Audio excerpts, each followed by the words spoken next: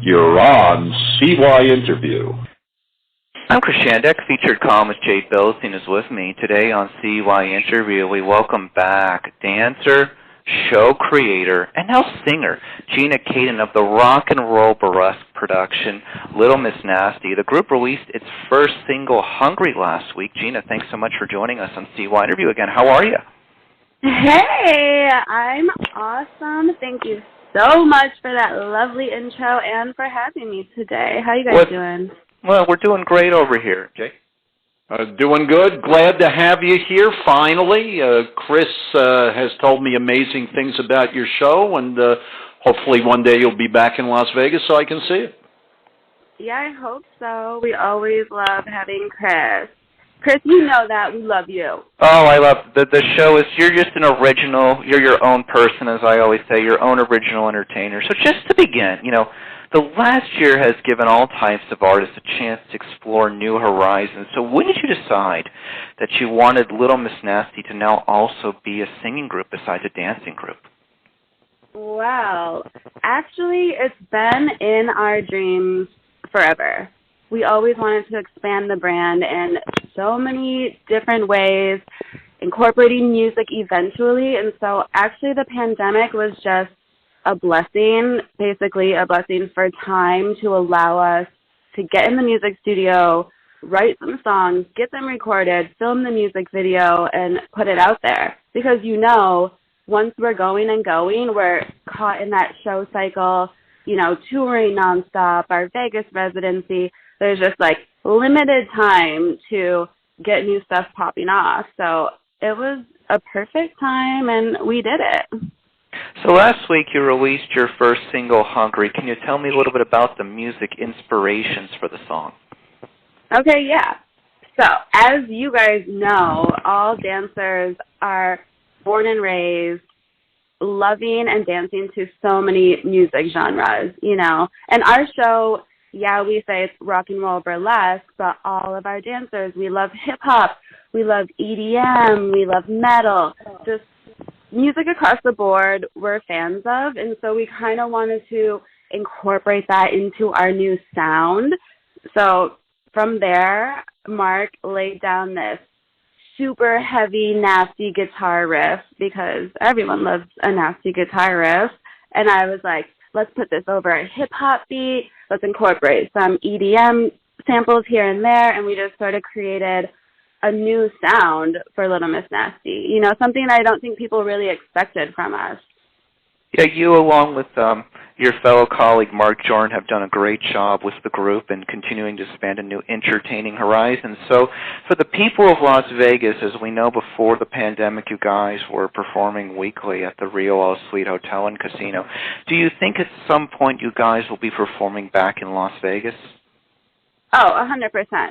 Vegas is one of our home bases where we were born and raised in Los Angeles. Little Miss Nasty was born in LA.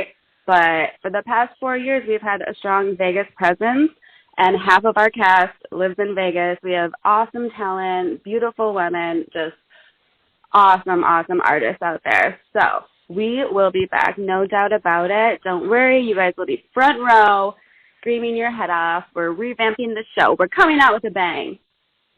Sounds good. Jay? Gina, for our audience and for me, what was the genesis of Little Miss Nasty? In other words, you're all dancers, but how did you come together, and what kind of guided the very unique direction you've gone in?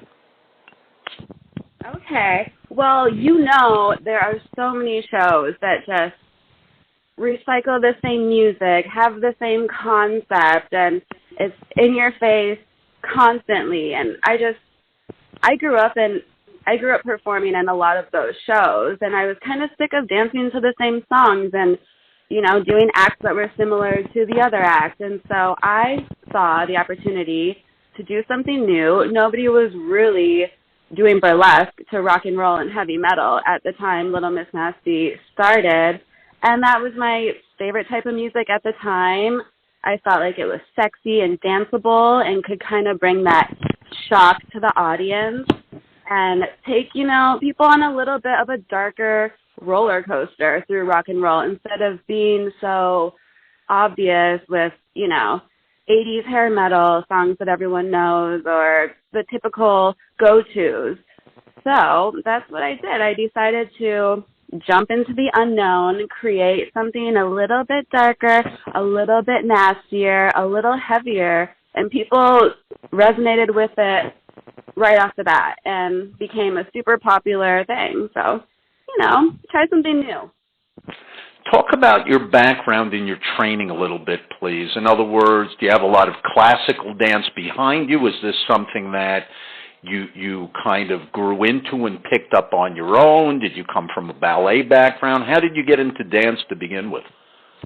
Yeah, so me, along with all of our cast members, were technically and classically trained since childhood. So, like you said, I grew up doing ballet, tap, jazz, hip-hop, modern, gymnastics, you name it. I'm trained across the board, and being a very good dancer at such a young age, I knew I wanted to venture off into a big city and become a professional. So that is what I did. I came to Los Angeles and joined this intense scholarship program where they basically set you up to become a working professional dancer in the scene.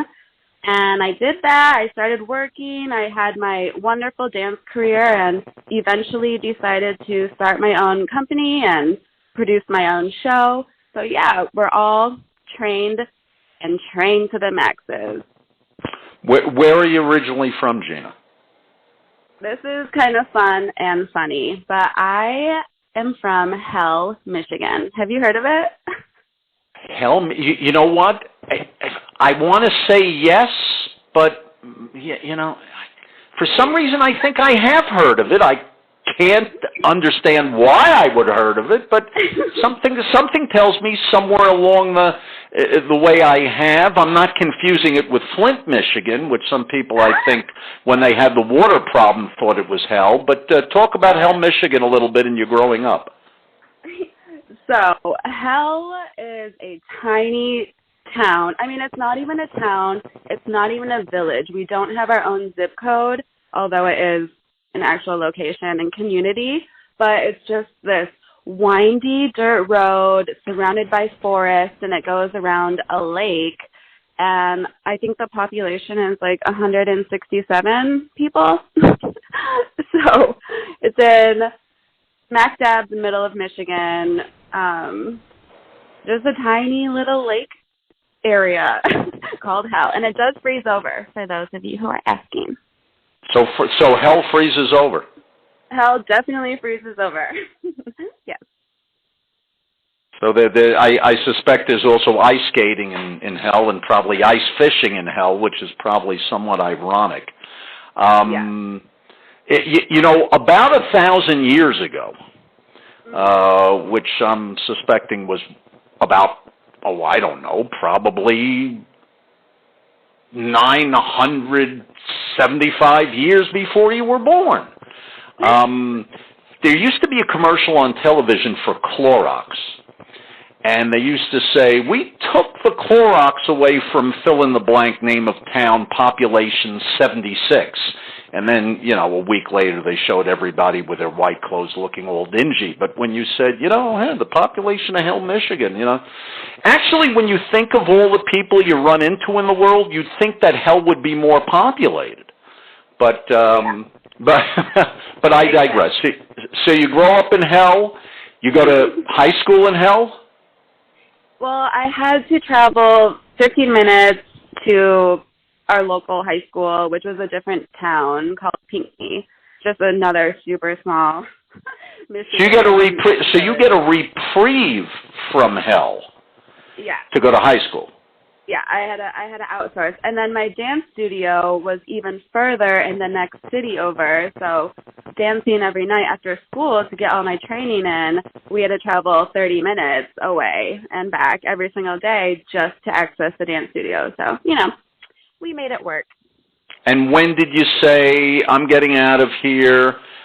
Michigan's a beautiful, beautiful place, a great state, but, I don't know what initially called to you. Did you initially say, hey, I want to be on Broadway in New York, or hey, I want to go to Hollywood and dance in movies? How did that come about?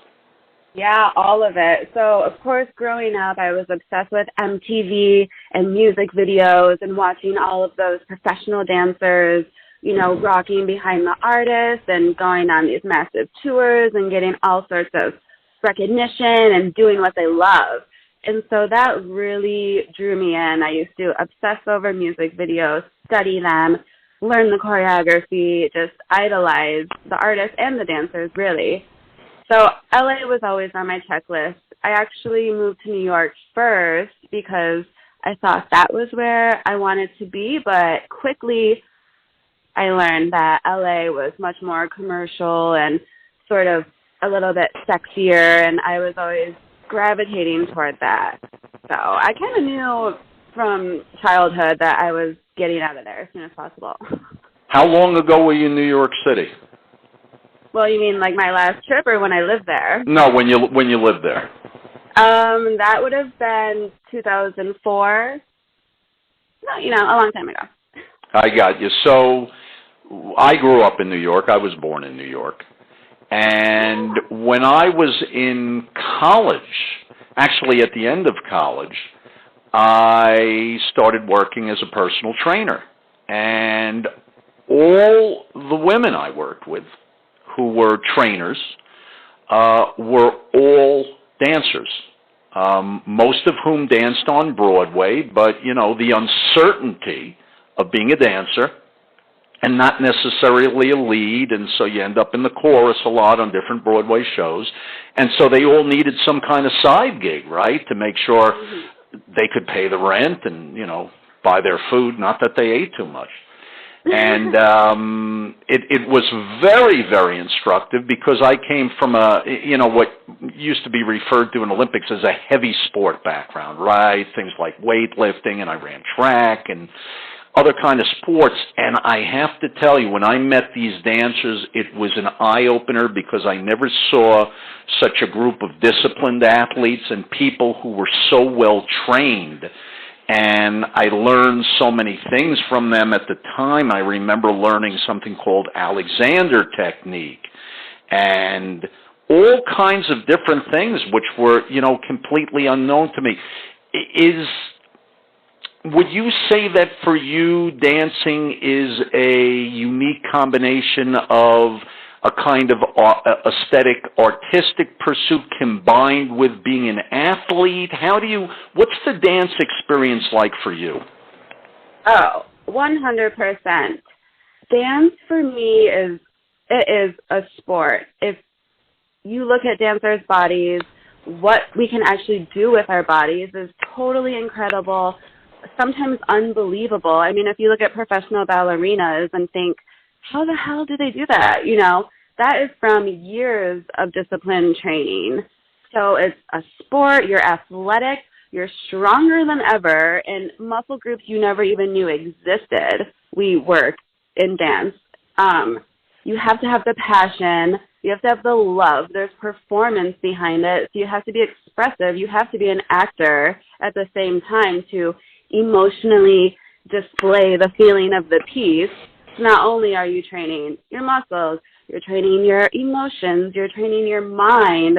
It's just like so many things combined, and I think that's why I love dance so much, because you can play all these different roles and at the same time have things to work really hard at, and, all the discipline and training is just lovely when you see the outcome. Madonna is, by training, a dancer. She is a dancer. Her life was committed to dance. And when she made the segue into singing, it was quite a departure. Talk about the departure for you and Little Miss Nasty, going from people who've committed their lives to dance and have tremendous training to this relatively uncharted territory, perhaps, which is singing. Okay. So for me, this is not my first time singing personally. I've kind of been in the music business for a while now. I have my own band. I was in this girl group a long time ago that shot me into the business as my first singing opportunity. So I always knew the feeling of branching out. And, yeah, it's scary, but if you don't put yourself out there, then, you know, you're just going to sit there and live a life of regret. And for dancers, you're constantly backup, you know, especially in the commercial scene. You're working behind an artist. They want you to be uniform, almost like military. Everyone has to look the same, move the same. You can't get out of your formation or the director will scream at you. So it's kind of like a confined feeling being a backup dancer. And so when you are in that position, you're envious of the pop star, you know, like, I could do that. I could be featured. I can dance. I'm a performer. You know, I want to be an individual and shine. And so just that drive alone, I think, allows dancers to step into the spotlight and be like, you know what, it's my turn. So I offered this to some of my cast members, and they were like, let's do it. I'm ready. Let's go. Why not? Is that one of the most exciting things about Little Miss Nasty, the willingness not to have to be so constrained, so contained, and allow yourselves to be more creative? I definitely think so, and if you have the chance to see our show, you'll know exactly what I'm talking about when I say Little Miss Nasty is the most freeing show, especially for a performer, since we all have different body types, we all have different looks, we all have different vibes about our performance.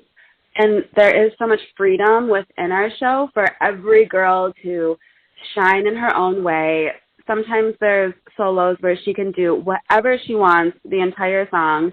I have, you know, no rules, regulations, just go out there and be an effing rock star, you know.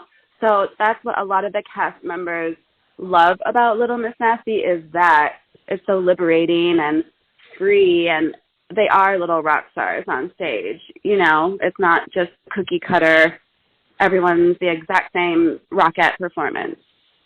Well, I know that Chris has absolutely raved about the show, and if Chris raves about it, considering how many different shows and how many people and how many performers we've covered over the years, I know that there's really something there, and in speaking to you, I can tell you bring professionalism and creativity to your craft, and it's not just the same cookie cutter type of performance. And I suggest, you know, hopefully we'll be the first to know when you're coming back to Las Vegas, and we'll let everybody else know.